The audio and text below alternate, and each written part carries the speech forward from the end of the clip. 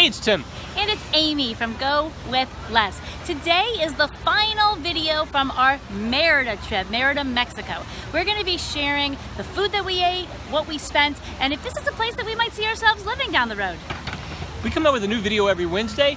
This one's a little overdue. We have a lot of travel videos coming up. Please give us a thumbs up and subscribe below if you haven't already subscribed. With that, let's get going.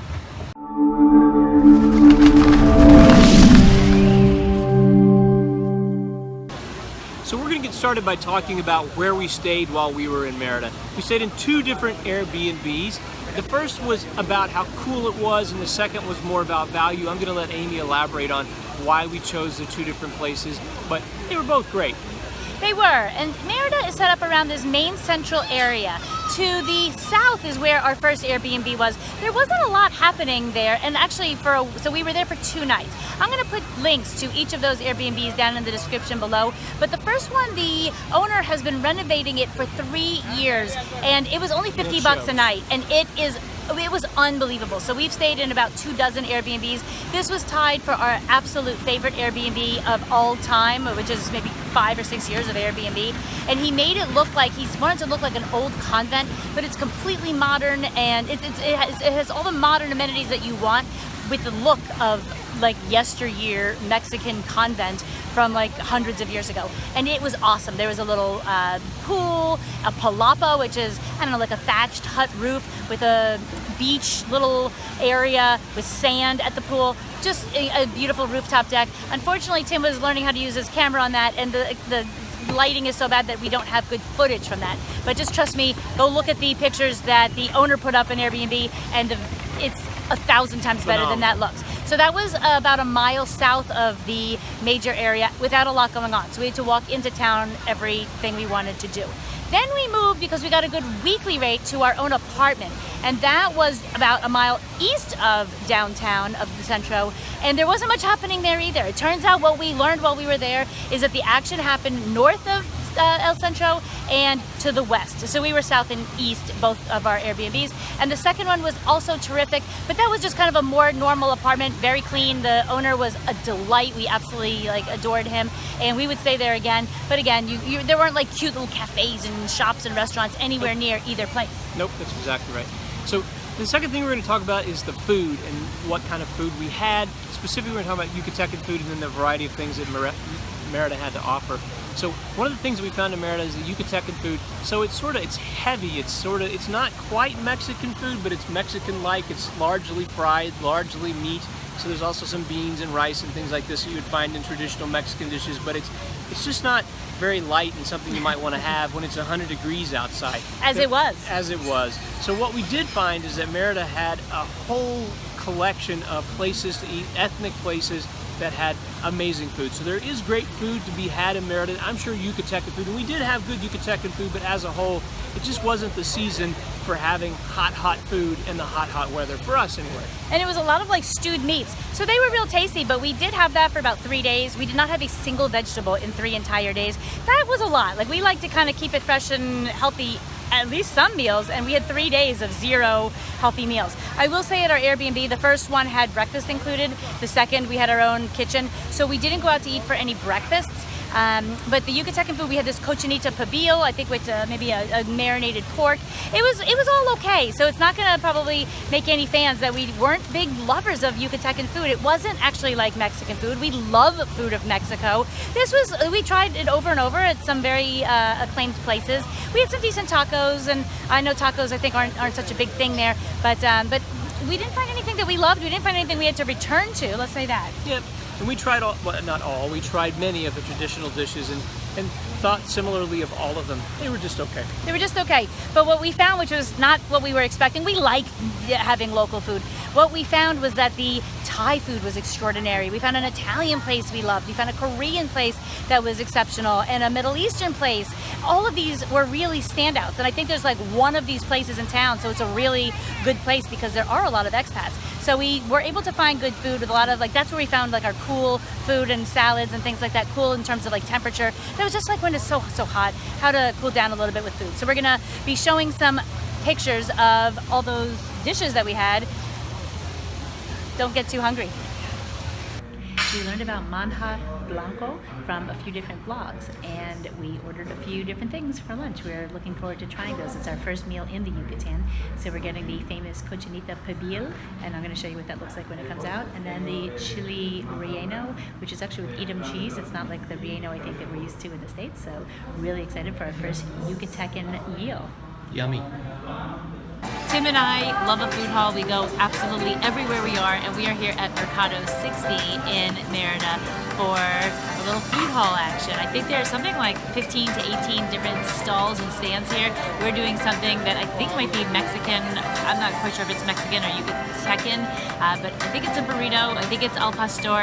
We're gonna see what comes out, but it looks yummy, and this is a beautiful place. It's open air. It opens at 6 o'clock at night, and it gets hopping a little bit later. So right now it is 9:30 at night, and I think this is about when it starts getting a little bit busy. We're in the off season, I think, so it's not as crazy as I think it normally is, but it's still a good vibe. Okay, so this place is a little more expensive. This was maybe $8.50 US for this plate of food, and it's kind of like a burrito cheesesteak with really nice cheese and nice pastor meat. So it's real tasty, and it's a nice vibe. They have a band that started. We're here at a little restaurant called YNA, at least that's how we think it's pronounced. It's a taco place. They also serve tortas, so you can get either dish, and you can get everything in either that form, either torta form or taco form. So tacos here are nothing like what we think of as a taco back home, so we're very excited to have these. They're about 75 cents a piece, and we are thrilled to be having these very soon. We started with an order of 6 different tacos that we could share, and then we decided to get our favorite one as our own taco. So Tim and I both had the same favorite, and it's called Yucatecan con queso. I don't know what that is, but it is pork, and it is delicious, and it's this warm melty cheese. We had 4 pork tacos and 2 chicken tacos. They were all delicious, but this one is really heads and shoulders above the others. Oh my goodness. There's nothing like tacos in Mexico. It is really hot in Merida today, so we stopped at a little store that sells paletas. Such beautiful colors and all kinds of flavors of all these ice creams and icy treats. So I got a watermelon, and there are seeds in it, which is good, and it is so sweet and so good. Wait till you see what Tim got. Mine is piña con leche. I have a piña con chile. Piña. I have a piña con chile. Piña. I have a piña con chile. How is it? Delicious. Cold.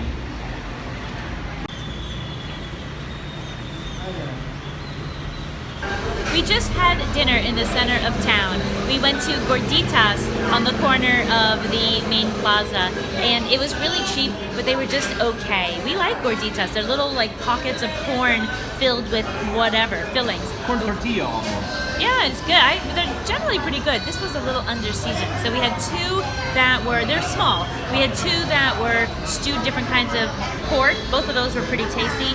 And then we wanted to opt for something a little bit healthier because we haven't had a vegetable in 48 hours.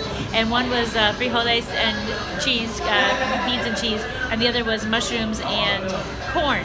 And unfortunately, the 2 vegetarian were super boring. The meat ones were real good because the stewed meat was flavorful, but at least it was cheap. It was not even $5, but can't win them all. We just ordered a marquesita, which is like a crepe that has Nutella as well as condensed milk in the middle. It's supposed to come with Edam cheese, but I think we ordered it incorrectly, so we'll see what it tastes like.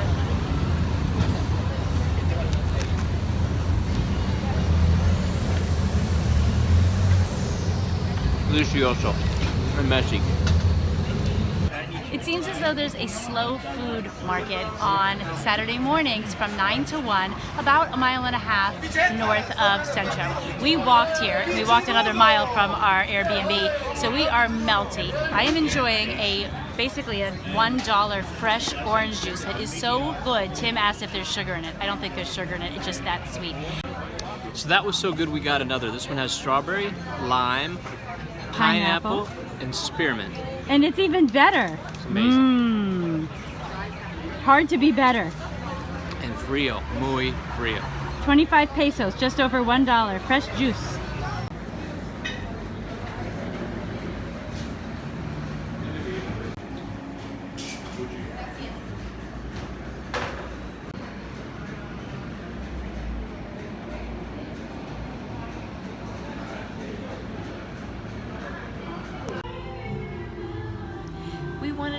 kind of cuisine. So we came for amazing, authentic Italian at Napoli Mia with Roberto, who is from Naples.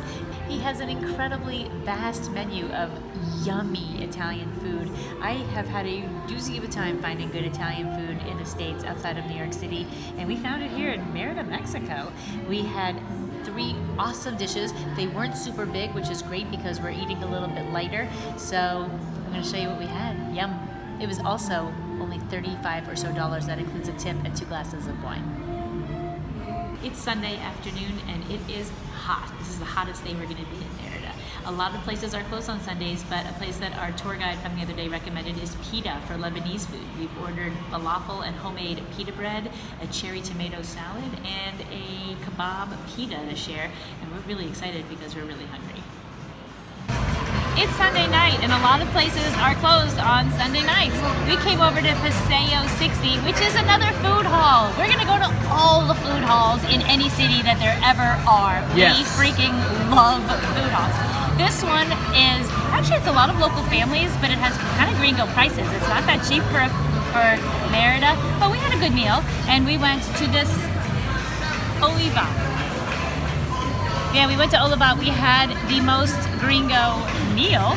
We had a spinach salad with bacon, goat cheese, and beets, and a panini of Italiano panini. So this is like the furthest thing from Yucatecan food you can imagine.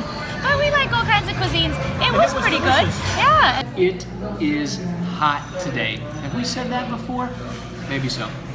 We found a Korean restaurant a little north of downtown. They have air conditioning, which is obviously very important. We snuck in here to get out of the heat. We had a serving of bulgogi, which is a Korean dish. It's delicious. If you've never had it before, it's basically just meat served on a platter that looked like a fajita platter. We also had this dessert, something we've never had before. It was a mango dish that had shaved ice underneath a pile of mango. Milk-flavored shaved ice. Milk-flavored shaved ice.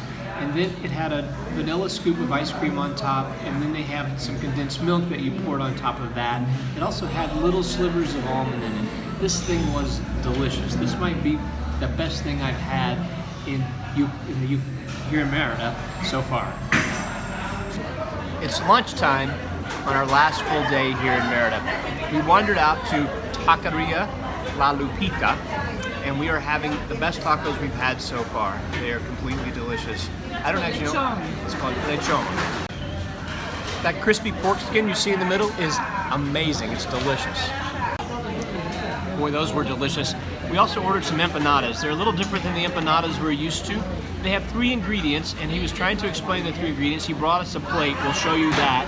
But we're not sure exactly what's in it. We're not sure if it's one of each of the ingredients in each of the 3 empanadas, or if all 3 of the ingredients are in all 3 of the empanadas. So we'll let you know. And they're all really hot out of the fryer. Incredibly hot, just right out of the fryer.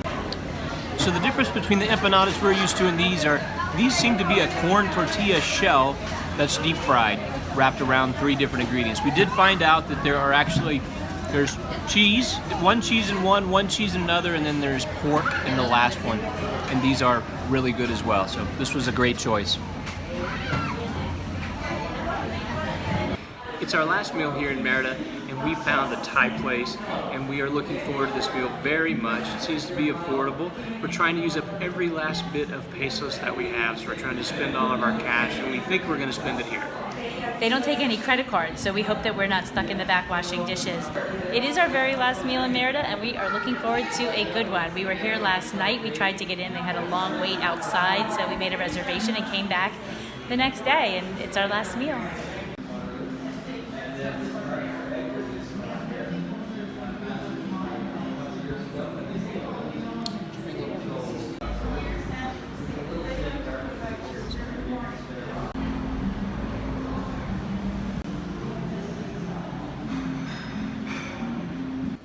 If that seems like a lot of food, it actually was. But we did eat out every lunch and dinner, and plenty of places weren't even included in the video reel, or else this video would have been like an hour and a half.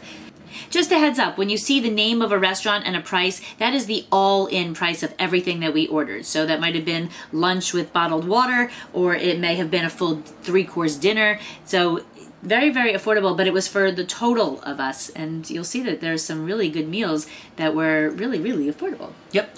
Now we're going to move on to speaking about money. And so we want to, if you're new to our channel, something you might not know about us is that we try and travel as inexpensively as it makes sense for us to travel. And we do that primarily through travel hacking, and one of our favorite travel hacks is this thing called house sitting, which we haven't discussed here.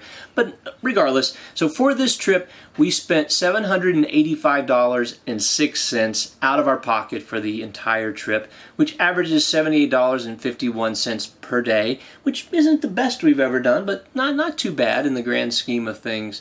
So we managed to hack, and what we mean by hacking is that we use points and miles, or we use discounted gift cards or things like this. So we saved $1,341.21 using our travel hacking. Most of that came from airfare, which we purchased using Ultimate Reward points. We actually purchased a United ticket using Chase's Ultimate Reward points through the portal, and that those two tickets, so the round trip tickets, were $1,030. We also used that same portal to pay for a Cheats and Eats a day trip. That was $170, so we used points for that.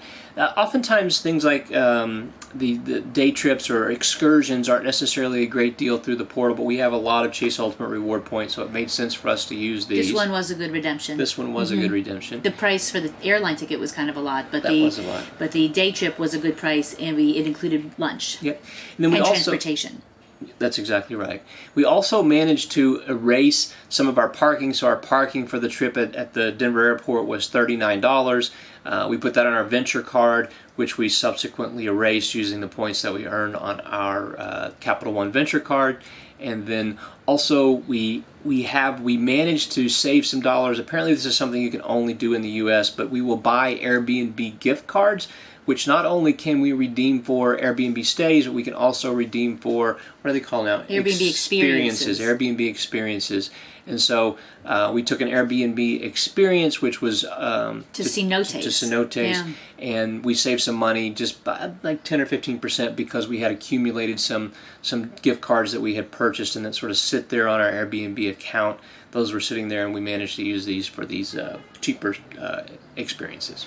Yeah, and when we stayed for a week at that second Airbnb, the local bus was directly across the street from our home. So it was only 84 cents to take the bus into town, and we were the only tourists on the bus. It was all locals every single time. And the bus wasn't a huge saver of time. It was a little bit of a saver of time, and it did run actually pretty frequently, but it only went like about, maybe not quite a mile. So it picked us up at home and drove us not quite to the center of town. We really took it when it was hot. But the Ubers, so we like to walk and we like to take public transportation. That is our normal mode of travel transportation. But Ubers were so cheap that we couldn't not do them, especially when it was so hot. Plus, we didn't know how to get from the center of town out on the right bus because this was only in Spanish. So getting there was very easy to town. Getting out of town, we weren't quite sure where we were going to end up. And our Ubers, I'm going to take this on. We took them 10 times, which for us is a lot. Tim left his wallet behind in one of them, so there was some outlier because our Airbnb host helped us locate it with Thank Tim's goodness. Find My Phone app, right? But we had to so our Uber rides, 10 of them, there were $40 in Uber rides total. That included the $14 wallet oops. So it was really only $26 for 9 normal rides, which is less than $3 for an Uber ride. When the bus is close to $1 and we're not quite sure where we're going to get dropped off, it kind of made sense just to do the Uber, which was really living large for us. We felt so extravagant.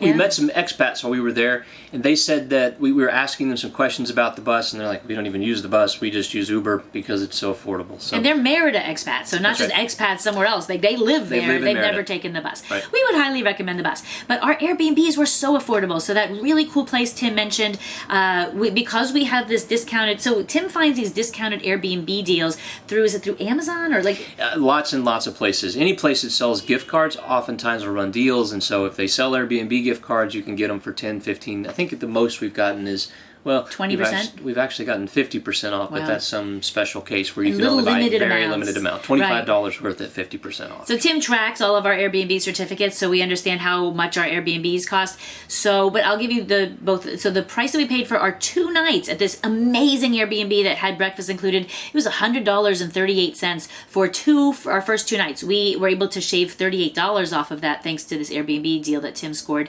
And then our 1 week stay was $245 for the whole week, and we hacked $27 off of that, so that made it $186 for our 7-night stay. That's $27 a night. So accommodations were incredibly affordable. Now I do want to discuss food a teeny tiny bit. We went to one of the nicest places in town, which I think is called Apawala. Highly acclaimed, written up in the New York Times and all kinds of like big magazines and publications. People rave about this. We went 2 nights to try to get a table. We couldn't get one because it was so packed. We did finally have a reservation and went the 3rd night. We just thought it was okay. Yeah. And it's interesting that one of the most expensive places in town, our meal wasn't even quite $40 for the 2 of us. However, we didn't have any alcoholic. I don't know that we had no alcoholic beverages in that. And because the meal was just we didn't get dessert, so we kind of cut our losses, I guess. Oh, none of the losses. We did realize this is not like the best place in town for us. And and it wasn't about money because we were prepared to have a little bit of a splurge, but it wasn't that good. So there's another place called La Chayamaya. We went and had these big giant salads. It was actually the worst meal we ate. I'm going to go with that was bad. Yeah, it was the worst meal we ate. I don't know if it's just we had the wrong thing, but we had a salad that was the weirdest salad. Like almost no salad dressing. It was just no flavor. It was just like steamed vegetables. It was weird. Yeah, so we weren't really feeling it. Steamed vegetables. I could eat steamed vegetables, but they weren't even good steamed vegetables. Yeah. So La Chayamaya is probably the most popular place in town. We didn't like that either. But our favorite meal was the last one you saw on the video clips, and that was Ave de Paraiso, and that was just over $20 for the 2 of us for all that food that you saw with the Thai food. Yeah. And it was so good. So your money really goes far if you're careful, and I think we maybe avoided some of the super gringo places in town, and those were a little bit more expensive, but even more expensive is like $40 for the 2 of us. So it's not a bad deal there. Yep. Yeah. So something else that they had that we didn't experience, that apparently they have this all over town, is you go and you buy a beer and they basically bring you a meal when you purchase a beer. So that was something unfortunately, Amy said no to me for that. So I think she was just done with being full all the time. But those look like those were a great value. And when we say that we try to keep our costs down, we still want a really good experience. So we're not college kids and eating ramen noodles out of a package. We could make this trip a lot cheaper if we wanted to. This worked for us. This was a very affordable trip. We still want to enjoy our life and go out to dinner and things like that. So they get a beer and have like 8 different appetizers. I'm not really a big fan of like buffets or like, that's not, I want good food. And it might have been good food. We don't know. Yeah, it could have been, but more is not better. That's probably why our channels go with less. I don't want more buffet, more stuff brought out, more food. It's just it's too excessive, and we try not to eat that much. There you go. Yeah. So to wrap it up, we just wanted to talk briefly about our thoughts about whether or not we think we could live in Merida, and I think the answer is probably not. So, and I think the thing that really sealed the deal for us is the weather. It was really, really hot, and so as we said before, we're going to be looking for basically 70 degrees at all moments of our life, and so this was really hot. So there may be a season there where we could be there for a while, but we certainly wouldn't want to be there for any extended amount of time having to deal with the heat day in and day out. We weren't able to be outside from something like 11 in the morning until like 4 p.m. and we're outside people, so to have to be inside for all those hours in air conditioning, that's not the life that we are looking to live. So that alone ruled out Merida for us, even though it had some really good pluses. We know that it's not a long-term solution because of the weather, which we learned there actually. It is very affordable. There's lots of things to do there, lots of great food, but the heat just too much. Yeah, so that is it for Merida. We would love to know, have you been to Merida? What's your, would you rule something out because it's too hot? What if it's like really, really, really hot? Not Mexico, but Merida was really, really, really hot. At least this time of year. It was at the end of March, the beginning of April, and it was close to 100 degrees with humidity and high sun, keeping us indoors for the full afternoon. Would that affect you and where you want to stay? Some people have no problem with the heat. Turns out we don't like the cold, we don't like the heat. We're both like the princess and the pea, I guess. There you go. Or like Goldilocks, right? Yeah. She's the princess, I'm the pea. I don't know. We do have a lot more travel videos coming up, so we hope that you will subscribe. We come out with a new video every Wednesday. Make sure you give it a thumbs up. There you go. And comments below. We will respond as soon as we stop moving for a few minutes. We'll see you next Wednesday. Adios.